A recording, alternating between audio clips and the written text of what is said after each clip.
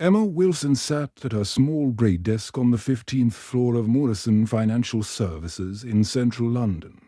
The fluorescent lights buzzed overhead as she stared at endless rows of numbers on her computer.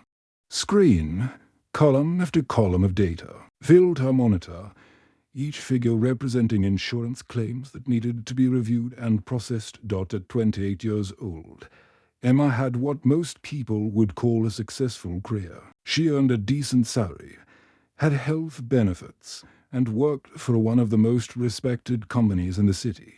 Her colleagues respected her attention to detail, and her supervisor often praised her work during team meetings from the outside. Everything looked perfect, but every morning when Emma's alarm clock rang at 6:30, she felt a heavy weight in her chest as she put on her navy business suit and grabbed her coffee. The same thought crossed her mind. Is this really what I want to do with my life? The question followed her during the crowded Too Bright to Work, through the revolving glass doors of her office building, and right to her desk where she would spend the next 9 hours. Emma had not always felt this way. When she was a little girl growing up in Manchester, music filled her world with joy and colour. Her grandmother had given her an old acoustic guitar for her 10th birthday, and Emma spent hours learning to play her favourite songs. She would sit by her bedroom window, strumming chords and singing along to the radio. During secondary school, Emma discovered something amazing. When her friend Sarah was feeling sad after her parents divorced, Emma played guitar and sang for her. Somehow, the music seemed to heal Sarah's broken heart and give her hope again. That moment sparked a dream in young Emma's mind. She wanted to become a music therapist and help people heal through the power of music. But when Emma told her parents about her dream during her final year of school, their faces filled with worry. Her father, David, worked long hours at a factory to support the family. Her mother, Linda, cleaned office buildings at night to make extra money. They had sacrificed so much to give Emma opportunities they never had. Music is a lovely hobby. Sweetheart, her mother had said gently, but you need a real job that will pay the bills and give you security. Look at how hard your father and I work just to get by. You have a chance for something better. Her parents encouraged her to study business at university. They believed it would lead to a stable career with good money. Emma loved her parents and did not want to disappoint them after all their hard work. So she put away her guitar, enrolled in business school, and buried her musical dreams deep in her heart. Now, 6 years later, Emma realized she had become exactly what her parents wanted, but nothing like who she really was. Inside, every day felt the same. Wake up, go to work, check reports, attend meetings, go home, watch television, and sleep. Then repeat it all again the next day. During her lunch break on this particular Tuesday, Emma decided to clean out her phone to make more storage space as she scrolled through old files. She discovered a playlist from her university days labeled Coffee Shop Sessions. Her heart skipped a beat as she remembered those magical evenings when she would sneak away from her business studies to play guitar at a small cafe near campus. Emma put in her earphones and pressed play on the first song. It was Brave by Sarah Bareilles, a song that had once meant everything to her. As the familiar melody filled her ears, tears began to well up in her eyes. The lyrics spoke about finding courage to be yourself and speaking up for what you truly believe in. Suddenly, Emma was transported back to a warm evening 3 years ago. She was sitting on a small stage at the Blue Moon Cafe near her university. About 30 people sat at wooden tables, sipping coffee and listening as she played this exact song. When she finished, the entire room erupted in applause. An elderly woman in the front row had tears in her eyes and told Emma that the music had touched her soul. That night, Emma had felt more alive and purposeful than ever before. She was not just playing music, she was connecting with people and making them feel something beautiful. She remembered walking back to her dormitory with her guitar case, feeling like she could change the world through music. Now, sitting in her sterile office cubicle, Emma felt like a completely different person. The woman who had played guitar with passion and dreamed of healing others seemed like a stranger from another lifetime. She had traded her colorful dreams for a gray suit and a steady paycheck. Emma quietly made her way to the office bathroom, locked herself in a stall, and let the tears flow freely. The song continued playing in her earphones, each word cutting deeper into her heart. She pressed her hands against the cold bathroom walls and whispered to herself, "What happened to my dreams? What happened to the person I used to be?" For the first time in years, Emma allowed herself to truly feel the pain of living someone else's life instead of her own. Emma could not get the song out of her mind. During the rest of that week, Brave played on repeat in her thoughts like a broken record. She found herself humming the melody while reviewing insurance reports and tapping the rhythm with her pen during boring meetings. Her colleague James noticed her distracted behavior and asked if she was feeling all right. But Emma just smiled and said she was fine, when her supervisor was not looking. Emma opened a new browser window on her computer and began searching for information about music therapy. She discovered a whole world she had forgotten existed. There were hospitals across London that hired music therapists to work with patients recovering from surgery. Children's hospitals used music to help young cancer patients cope with painful treatments. Care homes employed music therapists to help elderly people with dementia remember happy moments from their past. Emma read story after story of how music had changed people's lives. She learned about a little boy who had not spoken for months after a traumatic accident, but began talking again after singing sessions with a music therapist. She read about an old woman with Alzheimer's disease who could not remember her own daughter's name, but could still sing every word of her favorite song from 60 years ago. Each article made Emma's heart beat faster with excitement. She bookmarked dozens of websites and research papers, reading them during her lunch breaks and even sneaking quick glances during work hours. The more she learned, the more she realized how much the world needed people who could heal others through music. That evening, Emma arrived at her small flat in South London feeling restless and energized in a way she had not experienced for years. Instead of turning on the television and eating a microwave dinner like she usually did, she walked straight to her bedroom closet, behind old winter coats and boxes of university textbooks. She found her guitar case covered in a thick layer of dust. Emma carefully lifted the case onto her bed and opened the latches. There lay her beloved acoustic guitar, the same one her grandmother had given her so many years ago. The wood was still beautiful, but dust had settled on every surface. When she picked it up and tried to tune it, she discovered that the high E string had snapped. The next day after work, Emma stopped at a music shop near her office. The smell of new guitars and the sound of someone playing piano in the back room brought tears to her eyes. She bought new strings and spent that entire evening restringing and tuning her guitar. Her fingers had grown soft from years of typing on keyboards instead of pressing guitar strings, and they hurt as she worked. Finally, Emma positioned her fingers on the fretboard and attempted to play Brave. Her fingers were stiff and clumsy, moving much slower than they used to. She made mistakes and had to start over several times, but as the familiar chords filled her small living room, Emma felt something awakening inside her soul.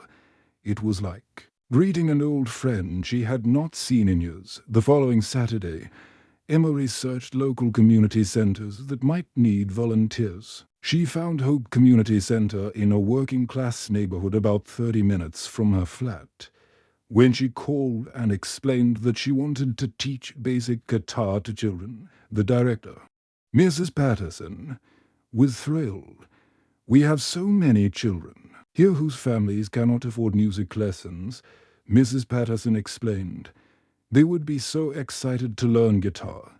Can you start next weekend? Emma's hands trembled with excitement as she agreed.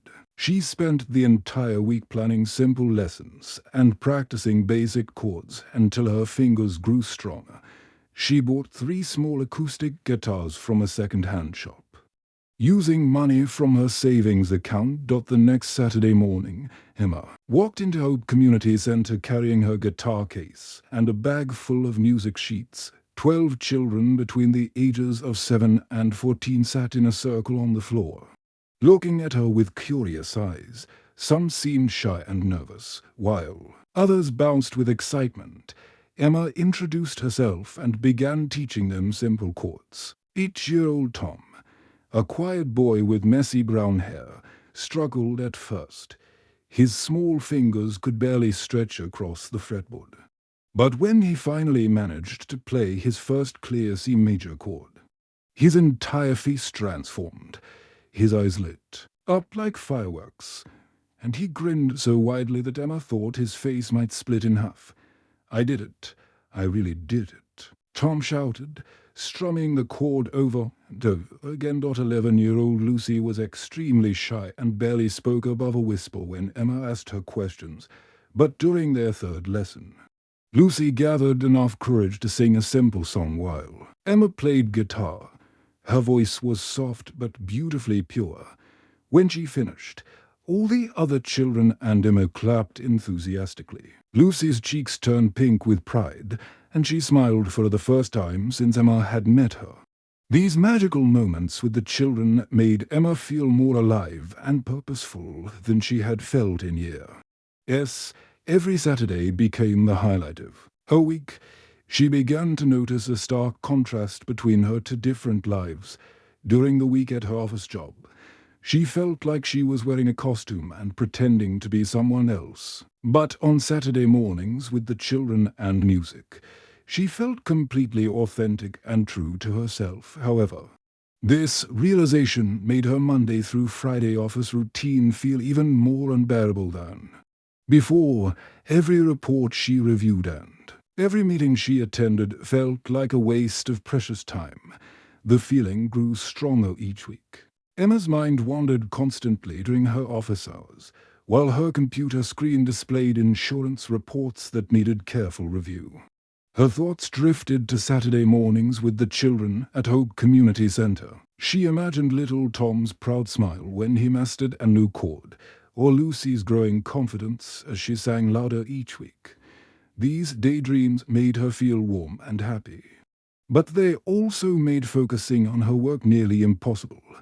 During the past month, Emma had made several careless mistakes that she never would have made before. She accidentally approved a claim that should have been rejected, costing the company £3,000. She mixed up client files and sent the wrong reports to 2 different insurance agents. Last Tuesday, she completely forgot about an important team meeting and only realized a mistake when her colleague Sarah called to ask where she was. Williams, Emma's supervisor, was a stern man in his 50s who had worked at Morrison Financial Services for over 20 years. He prided himself on running an efficient department where mistakes were rare and deadlines were always met. Emma's recent performance troubled him greatly, and he decided it was time to have a serious conversation with her. On Thursday morning, Mr. Williams called Emma into his private office. The room smelled of strong coffee and old leather from his expensive chair. Framed certificates and company awards covered the walls, and his massive wooden desk made Emma feel small as she sat across from him. "Emma, I need to discuss your work performance," Mr. Williams said, adjusting his glasses and opening a thick file with her name on it. "Over the past month, you have made more errors than in your entire previous 3 years with this company. You missed an important client meeting. And yesterday I found you staring out the window during work hours. What is going on?" Emma felt her cheeks burn with embarrassment. She had always been a reliable employee, and hearing her mistakes listed aloud made her feel ashamed. She mumbled an apology and promised to do better. Though she knew in her heart that her focus would continue to drift toward music and helping others. Williams studied her face carefully before speaking again. "Emma, I am going to give you a special assignment. This project could determine whether you have a future at this company. Morrison Financial has been asked to provide insurance coverage for a new medicine called Helix. The pharmaceutical company claims it helps people with chronic pain, and they want to sell it across Europe."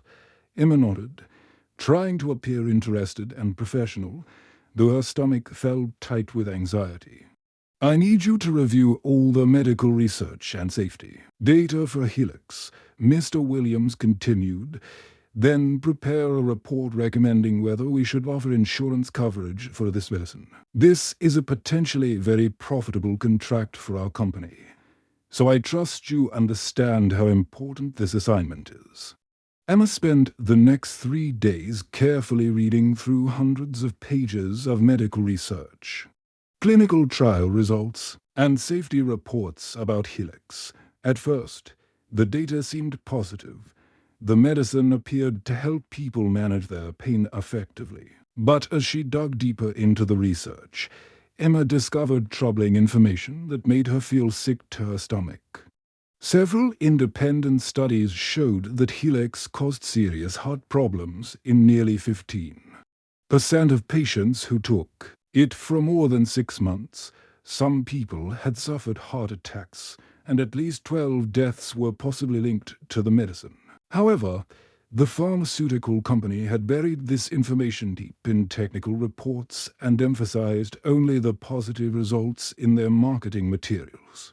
Emma printed out the dangerous findings and took them to Mr. Williams' office. She explained her concerns and showed him the evidence of serious side effects. She expected him to be grateful for her thorough research and to agree that Morrison Financial should not support such a dangerous medicine.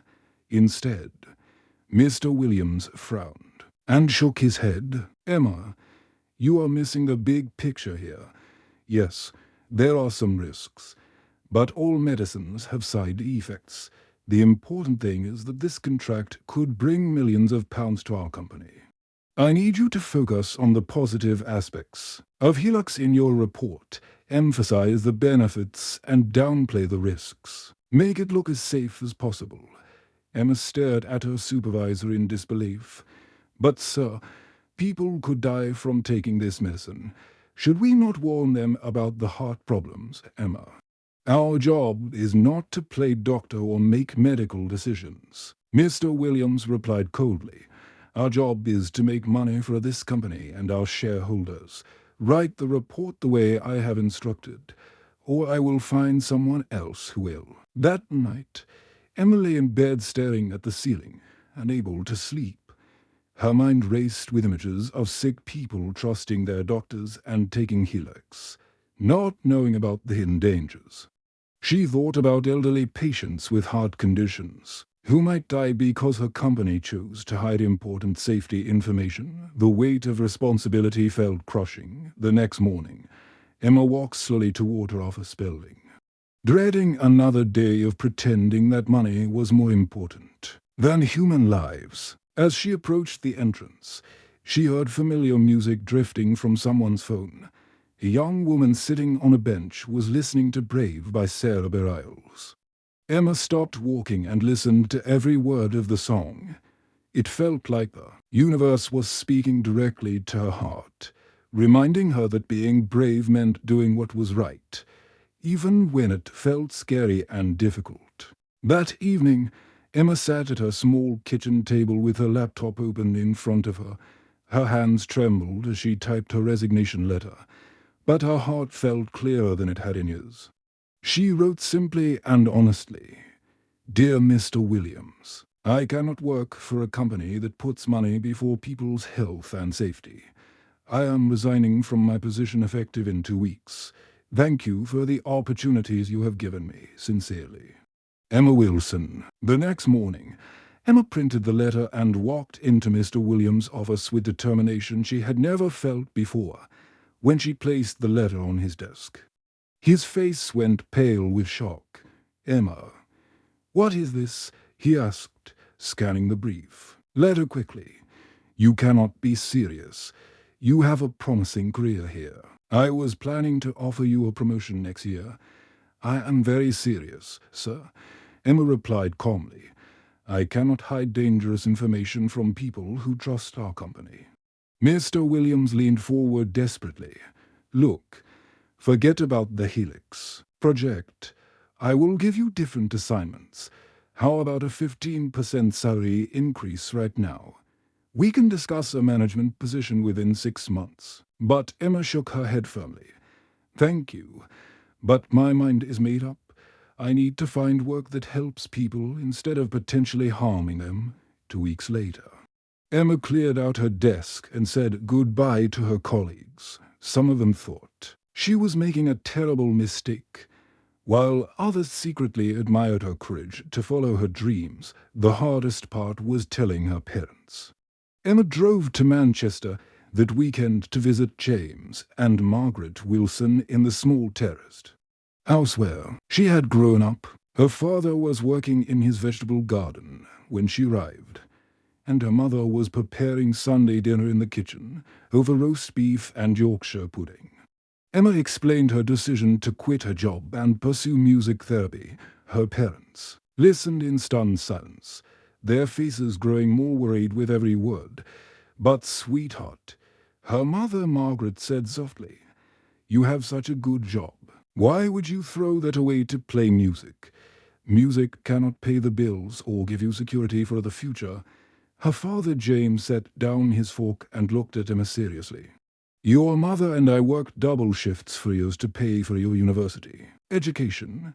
We sacrificed holidays and new clothes so you could have opportunities we never had. Now you want to give up everything we helped you achieve." Emma felt tears stinging her eyes. But she tried to explain. Music therapy is not just playing music, Mum and Dad. It helps people heal from trauma and illness. It saves lives and gives hope to people who have lost everything. But her parents remained scared and confused. They had grown up during difficult times when having any steady job was considered a blessing. The idea of leaving security to chase dreams seemed foolish and dangerous to them. Emma's friends from university were equally skeptical when she announced her career change. During a gathering at their favorite pub in London, her friend Rachel talked excitedly about her recent promotion to marketing director. Her friend Michael bragged about his new company car and upcoming bonus. When Emma mentioned leaving her corporate job to study music therapy, the table went quiet. "Emma, are you having some kind of midlife crisis?" asked her friend Sophie. "You are only 28. There will be plenty of time for hobbies after you retire with a good pension." Emma tried to explain her passion for helping others through music, but she could see the doubt in their eyes. That night, she went home feeling lonely and wondering if everyone else was right. Maybe she was being foolish and unrealistic. Despite her doubts, Emma used her savings to enroll in a 2-year music therapy program at a respected college in London. The tuition was expensive, and she quickly realized she would need to work part-time to afford living expenses. Emma found a job at the Corner Cup, a cozy cafe near her flat. The owner, Mrs. Davies, was a kind woman in her 60s who had run the cafe for 30 years. She hired Emma to work morning shifts serving coffee and pastries to office workers rushing to catch trains. Mrs. Davies noticed that Emma always carried a guitar case and asked about her studies. When she learned about Emma's music therapy program, she offered to let Emma practice guitar during quiet afternoon hours when few customers visited the cafe. Sometimes elderly customers would stop their conversations to listen to Emma's gentle melodies, and their smiles made both women happy. The music therapy program was much more challenging than Emma had expected. She had to study complex topics about how the human brain processes music and emotion. She learned about different psychological theories and therapeutic techniques. She studied advanced music theory and practiced playing various instruments. The homework was overwhelming. And some evenings Emma fell asleep at her kitchen table, surrounded by textbooks and research papers. Emma's bank account grew smaller each month as she paid for tuition, rent, food, and textbooks. Some nights she ate simple meals of bread and soup to save money. She watched her friends posting photos of expensive dinners and weekend trips on social media while she calculated whether she could afford new guitar strings. There were dark moments when Emma wondered if she had made a terrible mistake. Lying in bed after particularly difficult exams, she questioned whether she was smart enough or strong enough to complete the program. The financial pressure felt crushing, and her parents' disappointed voices echoed in her mind. But then Emma would go to the hospital for practical training sessions with real patients, and everything changed. She watched a young boy with autism who rarely spoke begin tapping rhythms and expressing emotions through music that he could never put into words. 1 year and 3 months after leaving Morrison Financial Services, Emma Wilson walked through the bright corridors of St. Mary's Children's Hospital in central London. She carried her guitar case in one hand and a small portable keyboard in the other. Heading to her first appointment of the day, the hospital walls were painted in cheerful colors with cartoon characters and rainbows, in stark contrast to the grey office building where she used to work.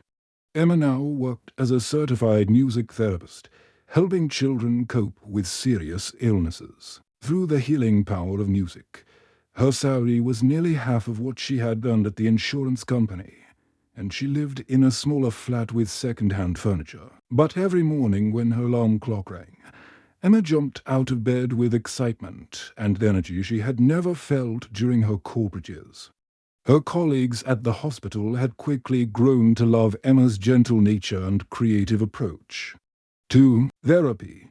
Dr. Matthews, the head pediatrician, often commented that Emma had a special gift for connecting with the most difficult and withdrawn patients. Nurses would smile when they heard guitar music drifting from patient rooms, knowing that Emma was working her magic. Emma's favorite patient was 8-year-old Sophie Chen, a quiet girl with large dark eyes who was battling leukemia. Sophie had been in the hospital for 4 months, undergoing chemotherapy treatments that made her feel weak and sick. The medical treatments had caused her beautiful long hair to fall out, and she often wore colorful headscarves that her grandmother brought from home. When Emma first met Sophie, the little girl was extremely shy and rarely spoke to doctors, nurses, or even her own parents. She felt different from other children her age who were healthy and attending school while she spent her days in a hospital bed. Sophie's parents, Mr. and Mrs. Chen, were worried that their daughter was losing hope and withdrawing from the world. For several weeks, Emma visited Sophie's room twice a week, simply playing gentle melodies on her guitar while Sophie listened quietly. Sometimes Sophie would close her eyes and seem to drift away with the music. Other times she would watch Emma's fingers move across the guitar strings with curious interest. But she never spoke or asked questions. Emma was patient and never pressured Sophie to participate. She understood that healing takes time and that each child responds to music therapy in their own unique way. She played lullabies, folk songs, and simple pop melodies, always watching for any sign that Sophie was connecting with the music. One Tuesday afternoon in late spring, Emma decided to try something different. She brought a small electronic keyboard to Sophie's hospital room and set it up on the bedside table. Sophie looked at the instrument with interest but remained silent as usual. Emma positioned her fingers on the keyboard and began playing a familiar melody that had changed. Life just over a year ago. The song about finding courage and being true to yourself filled the small hospital room with hope and strength. This song helped me find courage when I was scared to change my life.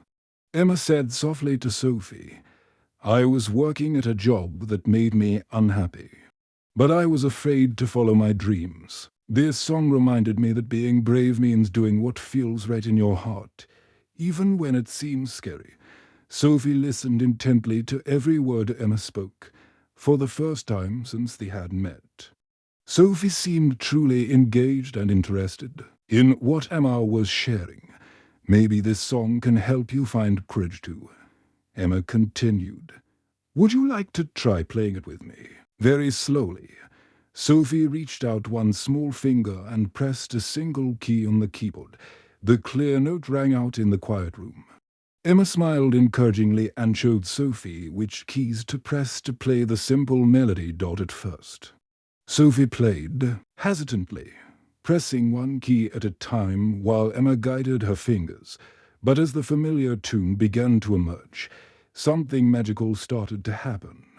Sophie's face lit up with concentration and joy as she realized she was actually making music. Emma began singing the words softly while Sophie continued playing the melody. The song spoke about speaking up and being yourself, about not letting fear control your choices. As Emma sang, she noticed Sophie's lips beginning to move silently along with the words. Then, in the most beautiful moment Emma had experienced since becoming a music therapist, Sophie began to sing along in a voice that was soft but perfectly clear. Her small voice joined Emma's, creating a harmony that seemed to fill not just the hospital room, but Sophie's entire spirit with new strength. When they finished the song, Sophie looked up at Emma with tears in her eyes, but also with the first real smile Emma had ever seen from her. I want to be brave like the song, Sophie whispered. I want to be brave like you were when you changed your life. Emma felt her own eyes filling with happy tears as she realized this moment represented everything she had hoped to achieve when she left her corporate career. By finding her own courage to follow her dreams, she was now able to help others discover their inner strength too. The end.